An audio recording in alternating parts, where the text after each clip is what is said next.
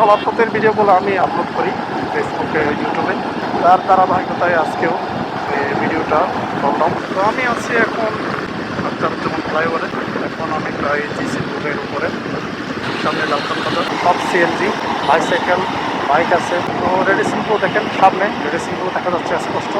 আসলে সন্ধ্যা হয়ে গেছে, সন্ধ্যার ভিউটা ভালো দেখাবে না। আর এই ফ্লাইওভারটা গেছে একদম পতেঙ্গা দেখেন, ওটাতে বাইক স্কুটার নিষেধ। তো চলে আসলাম সামনে লালখান বাজার।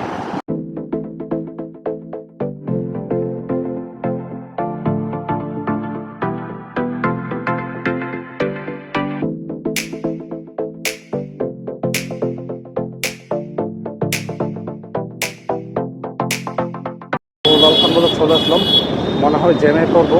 দেখেন গাড়ির অবস্থা।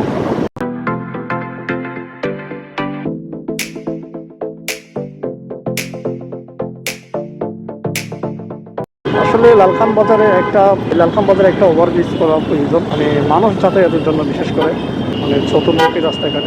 এখানে একটা ওভারব্রিজ খুবই প্রয়োজন। মানুষের পারাপারের অনেক অসুবিধা হয়।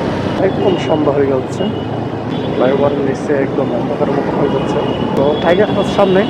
তো টাইগার পাসের এই জায়গাটার বিশেষত্ব হচ্ছে মানে এখানে শীতকালেও ঠান্ডা, মানে গরমকালেও এখানে আপনি শীতল বাতাস পাবেন। মানে এই জায়গাটাতে কেউ এটা অনুভব করছে কিনা জানি না, মানে এই জায়গাটা একটু শীতল টাইপের। দেখেন সামনে টাইগার দাঁড়িয়ে আছে, ওই দেখেন। তো জ্যামে পড়ে গেলাম। রয়্যাল বেঙ্গল টাইগারের প্রতিকৃতি দেখেন। তো জ্যাম ঠেলে যেতে হবে, প্রচণ্ড জ্যামে খুব মনে হয়। সব গাড়ি আর গাড়ি, অবস্থা অবস্থা দেখেন। জ্যাম, এটা হচ্ছে টাইগার পাসে এসে জ্যামে আটকে গেছি। সামনে পিছিয়ে সব সিএনজি আর সিএনজি। চট্টগ্রাম শহরের রাস্তাগুলো সিএনজির দখলে, মানে এতগুলো সিএনজি।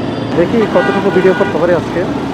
টাইগার, আর একটা রয়্যাল বেঙ্গল টাইগারের প্রতিকৃতি দেখেন কি সুন্দর। তো সামনে হচ্ছে দেওয়ানহাট মোড়। এই জায়গাটা খুব সুন্দর দেখেন, মানুষ হাঁটার জন্য এই রোডটা করছে খুব সাজিয়ে। দেওয়ানহাটের মোড়ে চলে আসলাম, এটাই দেওয়ানহাটের মোড়।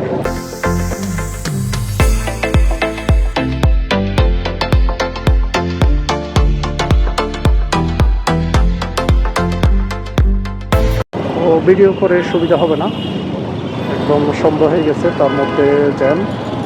তো ভিডিও এখানে শেষ করছি। ভালো থাকবেন সবাই, সুস্থ থাকবেন। সবাইকে অসংখ্য ধন্যবাদ।